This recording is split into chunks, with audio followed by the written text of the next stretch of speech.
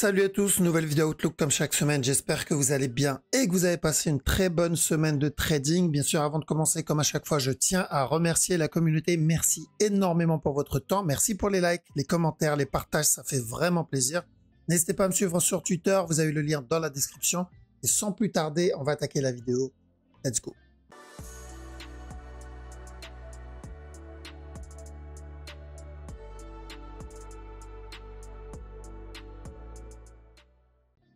Alors, donc on va commencer avec la crypto, Bitcoin. On va se concentrer sur la petite time frame aujourd'hui parce que la grosse time frame, il n'y a pas de changement. On cherche toujours la même direction.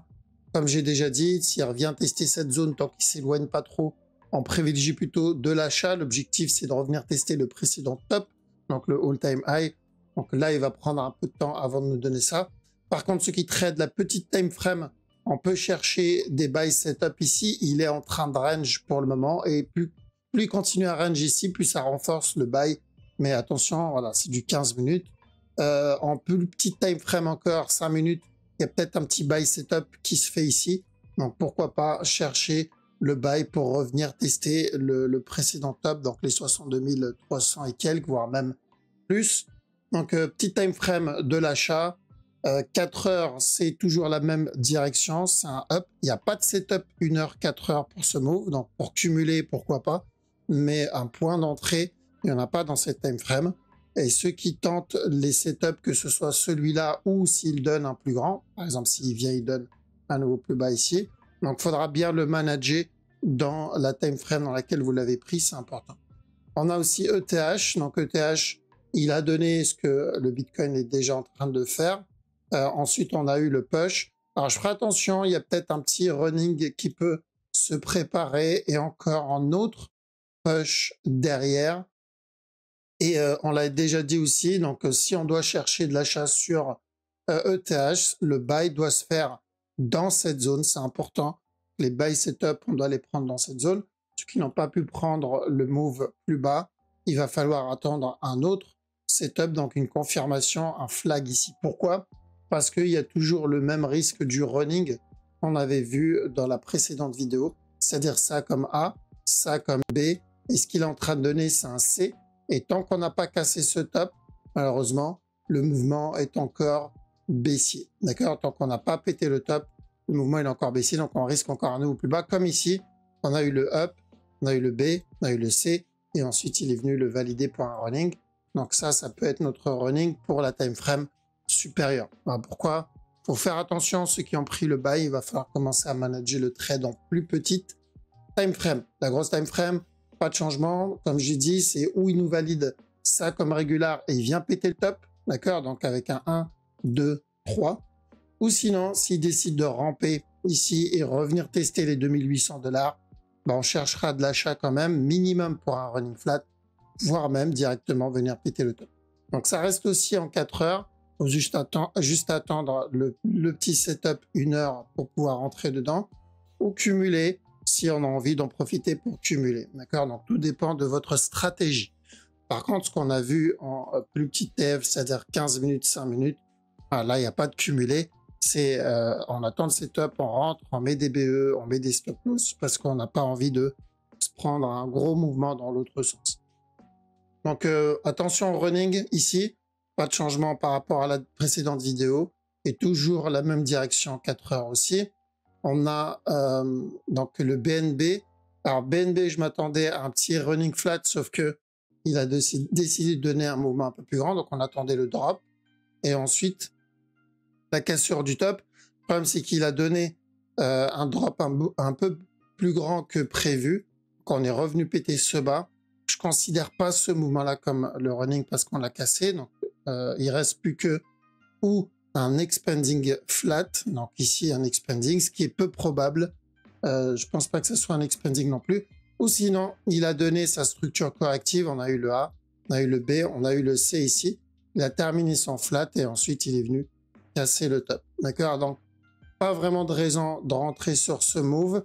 Il y a toujours aussi le risque d'un running un peu donc en décalage par rapport à ce qu'on cherchait au préalable. Donc c'est où il a déjà fait le running, ou sinon on va avoir donc ce push, encore un nouveau plus bas et encore un autre push pour nous donner le running complet. D'accord? Donc, je reste à l'écart du BNB pour le moment. Je vois qu'il y a bien une fin de structure qui se prépare. Je vois une perte de momentum ici. Donc, il y a peut-être une opportunité d'achat qui se prépare. Ça, on le voit. Mais j'ai besoin d'un setup 1 heure si je veux tenter le move en trade. D'accord? J'insiste, c'est du trade. Le buy, nous, on l'a pris plus bas. On l'a pris ici. Notre objectif, on l'a pris déjà. Ici, on a pris, enfin, en tout cas, pour ma part, j'ai pris une bonne partie de mes profits. Donc, si je dois rentrer dans cette zone, je vais le trade. Donc, je vais avoir un stop loss et je vais devoir attendre un setup. Je ne vais pas acheter du BNB dans cette zone. Voilà, ça ne m'intéresse pas. Et sinon, je n'aurais pas vendu si c'est pour acheter juste un tout petit peu plus bas. On a le DOT, plus en petit time frame. D'accord? DOT en petit F. On est venu péter le top précédent. Donc, je parle de ce top-là, les 5,99 $. Donc, on invalide le running flat. Maintenant, le mouvement, on peut le considérer comme notre A. D'accord? Ce move, je le considère comme un A. Donc, si je veux une continuation, donc si ça, c'est mon A, comme ce que je viens d'avoir, si je veux une continuation, je vais avoir besoin d'un retracement, donc d'un B. Donc, si je le vois retracer, me donner un B, là, je peux chercher un autre push. Je ne vois pas de gros push daily. Ça peut être juste une grosse correction, d'accord? Comme on l'a eu ici, impulsion, correction, un nouveau plus haut, donc impulsion, correction, un nouveau plus haut, et ensuite il drop, comme il l'a donné là. Donc ça peut être de l'interne. Il va falloir qu'il pète ce top si on veut commencer à chercher de l'achat 4 heures daily, donc on en est vraiment très loin. Donc la seule info qu'on a pour le moment, c'est qu'on est en train de commencer potentiellement une nouvelle tendance haussière, mais ça va être du 15 minutes, 1 heure maximum. D'accord? Donc là, je vais avoir besoin d'une correction, un peu comme ce qu'on a eu là-dedans, mais en plus grand. Bien sûr, évidemment que ça doit être plus grand parce qu'on est sur une structure 1 heure. Le GLD, on n'a pas cassé le top encore, d'accord? Donc techniquement, le running est toujours possible. Je parle de ce A, B, C. Le problème, c'est que si c'est un running, il est censé venir péter le bas directement, chose qu'il n'a pas fait. Plus il continue à range ici, et plus ça valide une continuation, donc plutôt de l'achat sur GLD. Donc faire attention ici, plus il range, et plus on invalide le running pour venir tester le top. Le running doit venir péter direct, il n'est pas censé traîner ici. S'il traîne là-dedans, c'est qu'il prépare autre chose. Le Litecoin, alors Litecoin, on a eu un petit flag, dans cette zone haussier. Le move long terme, on en est très loin pour commencer à se dire ça y est, c'est un retournement. Pour moi, je le considère juste comme de l'interne. Donc le voir corriger, encore donner un autre push et drop derrière. D'accord? Donc jusqu'à preuve du contraire, je considérerais le mouvement qu'il est en train de me donner comme faisant partie de la structure interne, surtout qu'il y a le risque d'un gros regular flat daily. D'accord? Donc s'il valide un gros regular flat daily, c'est qu'il reviendra tester la zone des 57 $. Donc je vais avoir besoin d'un peu plus que ce petit up 1 heure, voire 15 minutes pour changer d'avis sur la direction. Ok, on a ensuite le sol, grosse impulsion de sol avec un beau petit flag, d'accord? En plus, on est venu péter ce top dans ce qui invalide le petit running en interne, mais ça n'invalide pas le gros move, d'accord? Le gros move, c'est-à-dire revenir péter ce bas, sauf s'il donne un contracting. Maintenant, les contractings, ça reste relativement rare. Donc, sauf s'il donne un contracting, on cherche toujours à retester la zone des 116 $ et ensuite, pourquoi pas, le buy. Après, ça n'empêche pas de tenter les petits moves en interne. Donc, si on le voit dans les prochains jours, corriger tout ce qu'il a donné, là, pourquoi pas chercher encore un push. D'accord? Ça peut être un gros flat comme il a donné là-dedans. Impulsion, correction, et ensuite encore un push. Mais je vais avoir besoin d'un flag. Donc, ceux qui veulent tenter de l'achat sur le sol, c'est très important d'attendre un flag comme là, mais en plus grand, si on veut tenter le buy. Pourquoi? Ça évite le drop direct, un peu comme ce qu'on a eu ici, ou ce qu'on a eu là, ou ce qu'on a eu là. D'accord? Ça évite de se prendre ce genre de drop. C'est une sécurité supplémentaire. Donc, pas de changement sur le gros move, parce qu'un mouvement en interne seul, ça ne veut rien dire. J'ai besoin que la structure se développe un peu plus. Le VET, pour le moment, c'est toujours le flat ici, donc le running dans ce cas-là, ou le régular, plutôt le régular. Donc, faire attention dans cette zone. Tant que je reste dans cette zone, ici, je chercherai encore de la vente. D'accord? Donc, un A, un B, un C, et ensuite encore de la vente. Sauf si il explose et s'éloigne du top ou s'il range au-dessus. D'accord? En tout cas, dans cette zone, s'il range, là, je pourrais me dire le régular, il y a peu de chance. Mais pour le moment, voilà, il n'y a pas vraiment de changement. Ça, c'est toujours mon A, ça, c'est toujours mon B. J'attends la fin du C. Et ensuite, encore un autre plus bas pour le VET en petite time frame. On sait que sur le daily, on est toujours sur une impulsion, un mouvement agressif. Mais on va déjà terminer les mouvements en interne parce que c'est les petits moves qui forment les grosses structures. Ok, voilà, on a fait le tour des cryptos. Il y a très peu de mouvements dessus de toute façon. Là, ça va être vraiment un terrain pour les traders petite time frame et ceux qui sont sur la structure 4 heures daily. Voilà, on est toujours dans cette zone où on peut commencer ou continuer à accumuler en attendant que le mouvement se valide. Ok, voilà, on va attaquer le Forex. Alors, haut de CHF, petite structure corrective, donc je pense qu'on reviendra tester ce top encore une fois. Donc là, elle est en train de valider un regular flat, mais bon, c'est vraiment de la petite time frame. Le mouvement qu'elle est en train de donner, on est plus sur une structure donc qui vient corriger le drop qu'on a obtenu. Donc, je pense que ça va être le deuxième A, le premier ici, le deuxième qu'on est en train d'obtenir. Et une fois un B validé, là, on pourra chercher encore un push. D'accord? L'idée, c'est de venir chercher un gros regular flat si on veut avoir la continuation tant qu'on n'a pas pété le bas précédent. Donc, c'est un peu tôt pour choper le mouvement 4 heures, mais on va surveiller l'interne. On a eu potentiellement une petite fin de structure là-dedans, mais on a repris du momentum. Donc, je pense pas que le B soit terminé. Au GPI aussi, une petite correction qu'il est en train de donner ici en petit time frame. Donc, plus de l'achat, mais il va falloir faire attention à de la vente à chaque nouveau plus haut parce qu'on risque un mini running ici, donc celui-là, voire même un plus gros running flat avant le up. D'accord? Moi, c'est ce que j'attends. Je préférais obtenir ce gros drop si je veux continuer à chercher de l'achat, donc un buy. On a AUDUSD qui est encore haussier. Donc l'objectif, c'est de revenir péter le top précédent. D'accord? J'aimerais bien qu'il revienne tester le bas d'abord. Mais voilà, donc s'il vient péter le bas, je cherche de l'achat. Maintenant, s'il donne des buy setup en interne, parce qu'on pourrait obtenir un régular dans cette zone d'abord, ça peut être une autre opportunité s'il revient tester au moins ce bas-là. Mais on privilégie de l'achat sur AUDUSD. On a 4 CHF qui prépare une petite fin de structure, doucement, mais sûrement. Donc le plus bas maintenant, il est là-dedans. Faire attention pour avoir un running, donc encore un drop et encore un push derrière, d'accord? Mais on perd en momentum. Il y a GPY aussi, un petit buy qui se prépare. Donc tant qu'on n'a pas pété ce bas, on va faire attention encore à un autre plus haut pour revenir péter le top. Donc comme tous les GPY, il va falloir faire attention à un potentiel running.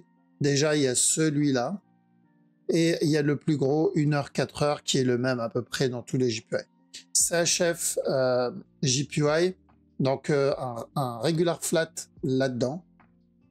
D'accord? Donc tant qu'on n'a pas pété ce bas, déjà il va falloir faire attention à celui-là. Et voire même un plus grand running pour ensuite encore un push. D'accord? Donc on considère le mouvement qu'il est en train de faire comme un B. Une fois le C terminé, revenir tester le top. Tant qu'on est au-dessus de ce bas-là, on cherche un flat. On a le DAX. Le DAX, le move est plutôt correctif. Par contre, ici, on pourrait avoir un B. Donc, ce mouvement-là comme un A. Le up qu'il a donné comme un B. Donc, si je le vois me donner un drop, je pourrais chercher encore un autre plus haut. D'accord? Donc, l'idée, c'est d'obtenir un plus grand flat en interne. Par contre, en 1 heure, le mouvement est plutôt correctif. Donc, revenir péter ce bas, je ne serais pas étonné de le voir revenir tester ce bas-là. Maintenant, même s'il vient me donner ça comme un regular flat et valider la cassure du top, je dois garder en tête que ça, c'est pas le mouvement le plus agressif pour le buy. DXY, il y a peut-être un petit running en interne. Par contre, moi, ce qui m'intéresse, c'est le grand. D'accord? Donc, je pense qu'on a peut-être validé un petit running là-dedans. Il y en a un autre ici. D'accord? Mais ce qui m'intéresse, c'est ce drop-là et ensuite encore un push. Parce que sur la structure supérieure, l'objectif, c'est revenir péter le top précédent. On n'est plus très loin, d'accord? Mais j'ai un mec qui valide un running avant de venir valider ça. On a le Nasdaq. Donc, ce mouvement-là, on compte comme un A. Ce qu'il fait comme un B. Tant qu'on n'a pas cassé ce top-là, celui-là, on cherche ensuite un C. Et après, on pourra partir encore pour un autre plus haut, donc pour un buy. On a Euro-Aude. Alors, Euro-Aude, tant qu'on n'a pas cassé ce top, évidemment, il va falloir faire attention à un running. Donc, le move en soi n'est pas trop dégueulasse pour un running flat, tant qu'on est en dessous de ce top. Si j'ai mon flag en interne, pourquoi pas? Parce que au pire, ça va être un regular flat. Et au mieux, ça va être revenir péter le bas et valider notre running. EuroCAD. Donc, EuroCAD, je peux le considérer pareil, sauf que un peu moins propre comme running. Alors, je vais mettre le top ici, s'il doit le valider. Donc, moins propre comme running. Par contre, en petit time frame, il y en a un qui peut se faire, mais aussi, c'est-à-dire buy pour revenir péter ce top. Bon, je pense qu'il va le faire, il va le faire directement. Il n'y aura peut-être pas le temps de le tenter. Et sur EuroJPY, comme la majorité des JPY, moi, ce que je cherche, c'est ce drop-là et ensuite le up. Maintenant, ce qu'il fait en interne m'intéresse pas trop. Je surveille un potentiel running qui pourrait se préparer en petit time frame et ensuite encore un push. Mais bon, ça m'intéresse pas vraiment. Je préfère qu'il revienne péter un plus bas précédent et ensuite commencer à me donner le sell setup que je cherche. EuroNZD, le mouvement qu'il donne en 1 heure, pour le moment, est encore le correctif.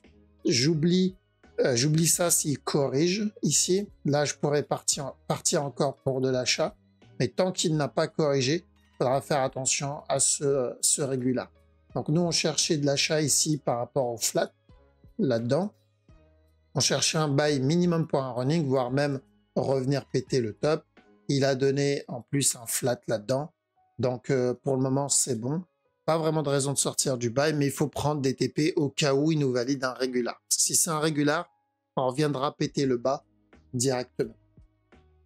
On a EURUSD où le move est plutôt correctif, d'accord? Est-ce qu'il a donné un contracting ou est-ce qu'il prépare un running? J'irai pour le running. Si c'est un contracting, il a déjà fini, on est venu péter le bas. Maintenant, si c'est un futur running, on va avoir ça. Il va revenir péter le bas et on va avoir encore un autre push et ensuite encore un drop. D'accord? Donc ça, c'est ce que je vais surveiller sur EURUSD. Tant qu'on n'a pas cassé ce top, on fait attention à un running. Et sur la grosse time frame, il n'y a pas de changement. Ce que je veux voir, c'est qu'ils reviennent tester ce bas-là pour le running 4 heures. GBP Aude, le mouvement est plutôt correctif aussi. Après, alors je ne le considère pas encore vraiment comme un running flat. Ça, on pourrait le partir et tenter ce mouvement-là comme un running, mais ça me semble beaucoup trop agressif comme B. Par contre, s'il vient péter ce bas-là et chercher plus tard un running, ça peut être intéressant. Mais dans cette zone, non, j'irai pas pour un running. Le move est baissier, ça, il n'y a pas de changement, hein, parce qu'on cherche de toute façon un running pour de la vente là-dedans, donc c'est encore baissier, mais pas de structure propre pour ceux qui surveillent la petite time frame. On a GBP4, donc GBP4, on sait que ce qu'il donne ici, c'est un A, et on va chercher un B et ensuite un C. Alors, le B qu'il donne ici, c'est pas un grand B, je pense que c'est juste de l'interne là-dedans. Pour de la vente, on pourrait même peut-être avoir un petit running avant le push et ensuite, pourquoi pas, le drop.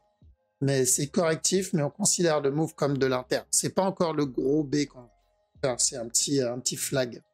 GBP, JPY, donc comme beaucoup de JPY, pardon.